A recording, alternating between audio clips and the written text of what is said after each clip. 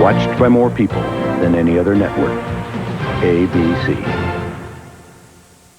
This week on Siskel and Ebert. Are you insured? Yeah, why?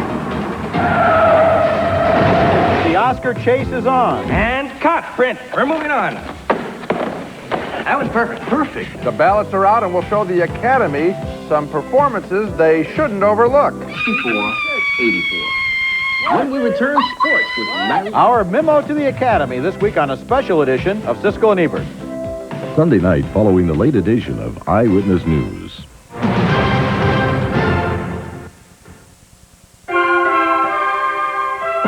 This is Eyewitness News, the weekend edition.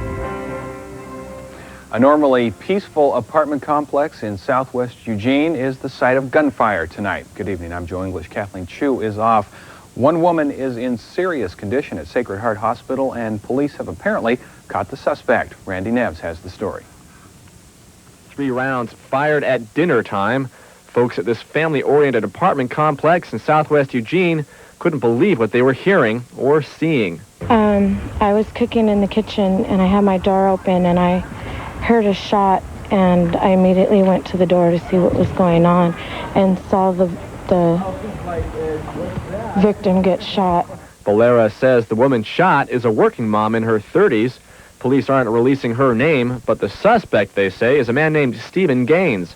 Gaines allegedly fired 1 round of a .357 Magnum into the woman's shoulder, then fired 1 round at a witness and yet another into the ground. The whole incident, police say, the result of a romantic dispute. There was apparently a boyfriend-girlfriend dispute.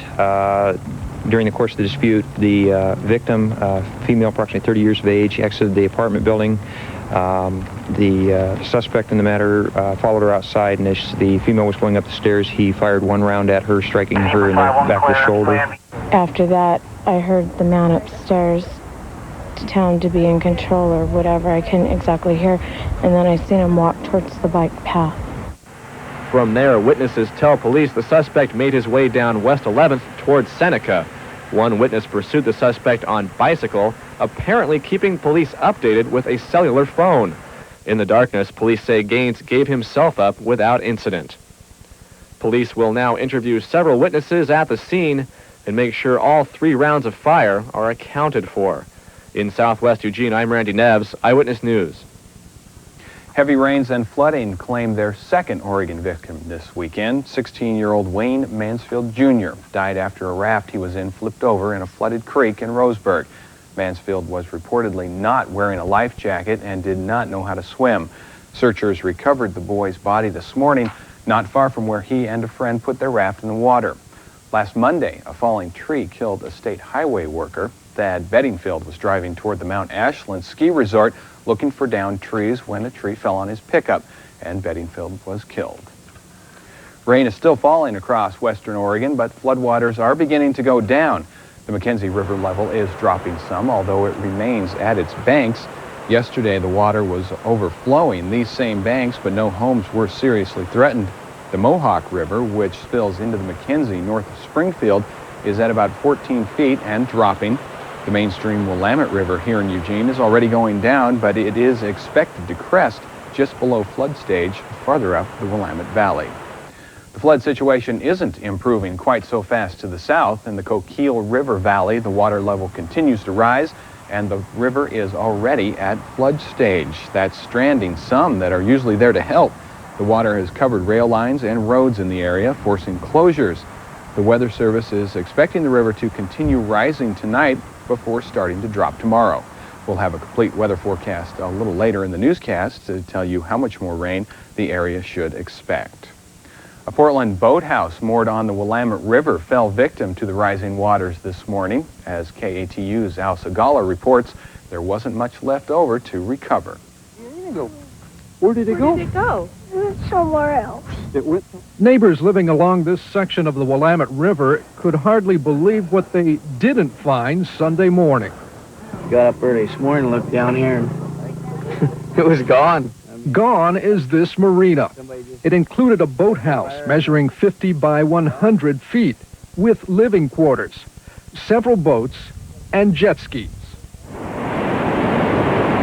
This is where it ended up. the rumbling waters of Willamette Falls.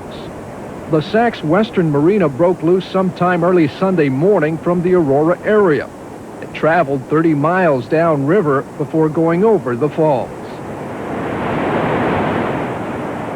It sat there for a little bit, and then as it went over the large drop, it broke up.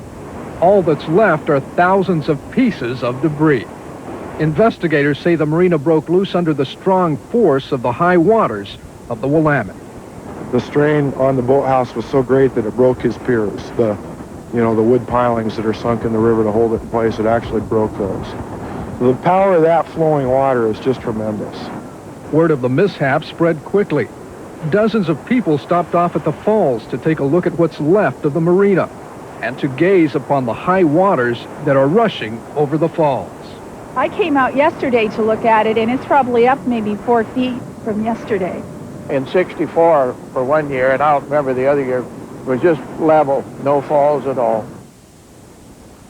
If all the high waters have you thinking about getting flood insurance, you might want to consider all the hoops you'll have to jump through to get it. As Randy Neves reports, it's hard to tell if it's a good investment. This scene yesterday has become quite common in rural Lane County backyards. Whatever's not waist deep in water is floating away or missing altogether. Now that we're all reminded flood danger exists, it's time to think about insuring against it. It's very specialized coverage. There aren't very many companies that provide that type of coverage, and it is expensive, but in this type of situation, it's well worth it. Her situation is this. All that stands between encroaching waters and her house are 12 feet and a few bags of fuel pellets. Now Miller is glad she was forced into flood insurance. My mortgagee told me that I had to have flood insurance coverage in order to get my loan. I had no idea. The previous owners didn't mention that they knew of any particular flooding problems in the area should the river rise. If your lender makes you buy flood insurance, it may be because you sit on or near a floodplain. So in these parts, the dangers are pretty cut and dry, so to speak. But if you live in Eugene, it's not so clear what dangers you face. In fact, this thick manual sets forth the endless guidelines for national flood insurance. Add those to city zoning specs, and the process becomes lengthy for both customer and insurer.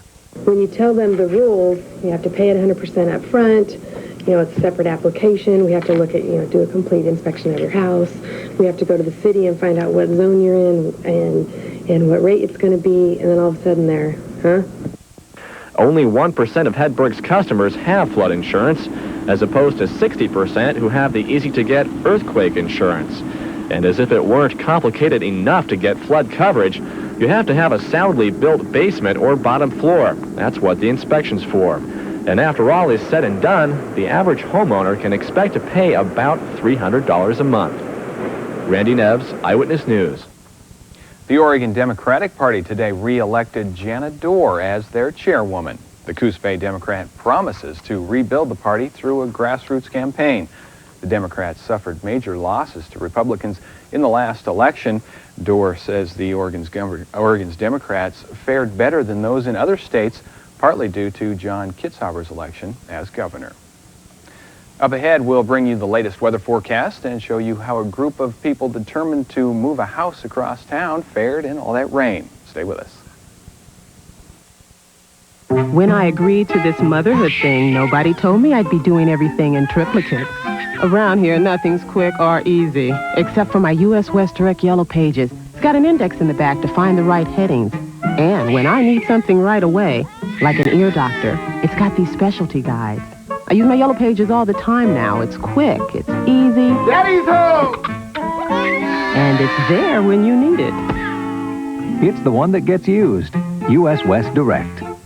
Prices too low to advertise. Final days, Sunday and Monday at Smith's Home Furnishing. We've taken such drastic markdowns that prices in every department are too low to be advertised. Find Flex Steel, Universal, Keller, and more furniture with prices cut. Sony, RCA, Magnavox, and more electronics with prices cut. Maytag, GE, Whirlpool, and more appliances with prices cut. And you can still buy with long-term deferred financing. Special holiday hours, 9 a.m. until 9 p.m., Sunday and Monday only. Prices too low to advertise. Only at Smith's.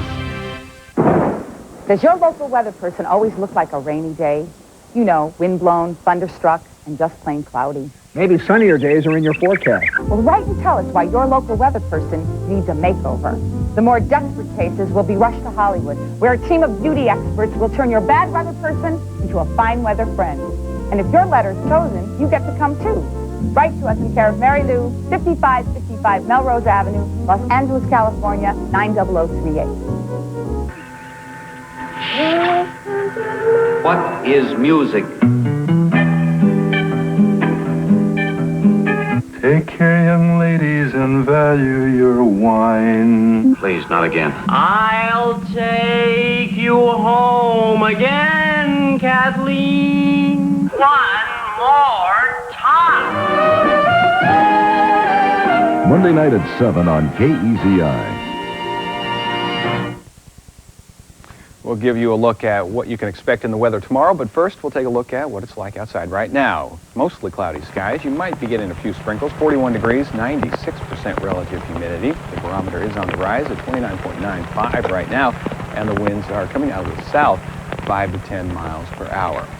Highs around the state today, well, they were really looking pretty good in the 40s for the most part for just about everybody. Southeastern Oregon did cool off into the mid to upper 30s, though.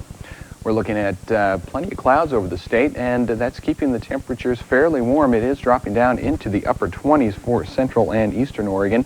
Here's a look at the cloud cover over the northwest and over Oregon. You can see a few clear spots, but very few. Mostly cloudy skies for just about everyone right now. Our satellite picture shows us, well, some clearing coming up over the Pacific that's going to be working in the next 24 hours. What that means for us tonight is the showers will be decreasing, but that also means we might get some patchy fog tomorrow morning. The rest of the country, wet like us. Actually, not the rest of the country, but the East Coast. They had a lot of rain the last 24 hours. In fact, well, even though it was very wet, it stayed very warm. Some record high temperatures you can see along the eastern seaboard into the 60s today.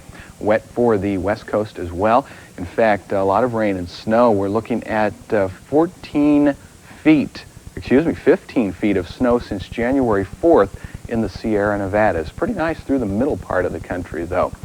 What we can expect here, well, for the coast, we'll turn to the forecast. Some showers tonight, clearing up, mostly cloudy skies, though, tomorrow at a high near 50 degrees.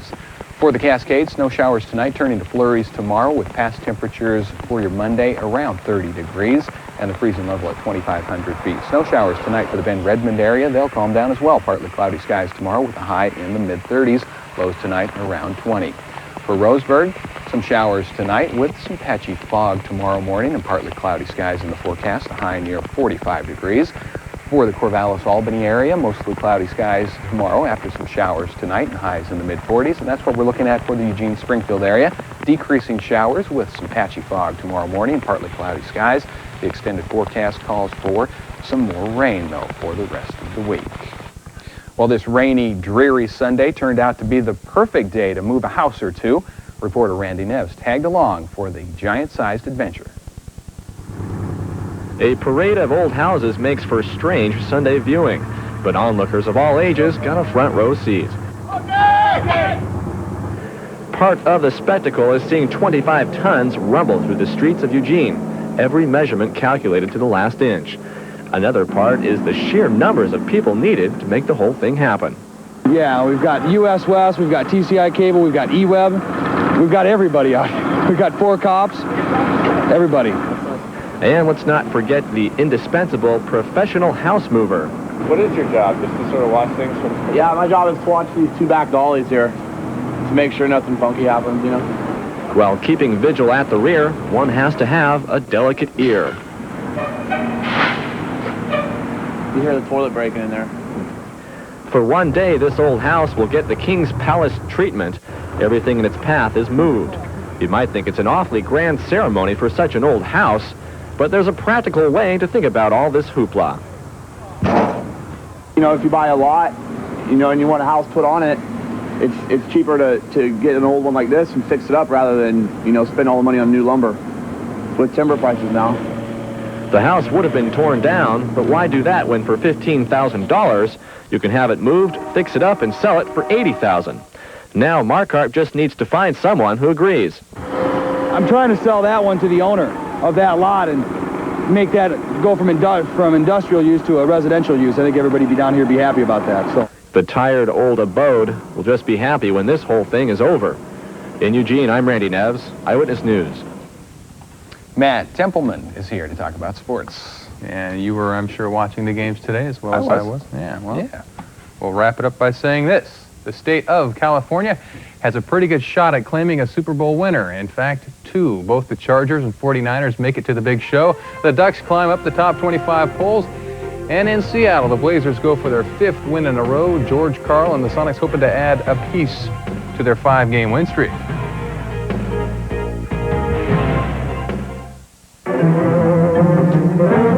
Some people will do anything for chocolate. Home! Ellen? Hello? Honey? Fortunately, there's new Milky Way Light with half the fat of most leading chocolates and all of the creamy smoothness of a regular Milky Way. So who needs to go through all this? Honey? New Milky Way Light. Now you don't have to cheat to eat.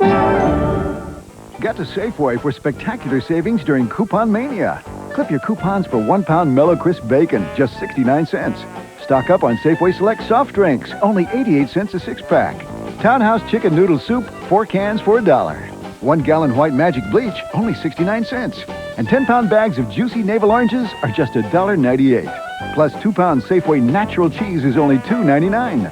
Clip a lot, save a lot during Coupon Mania at Safeway.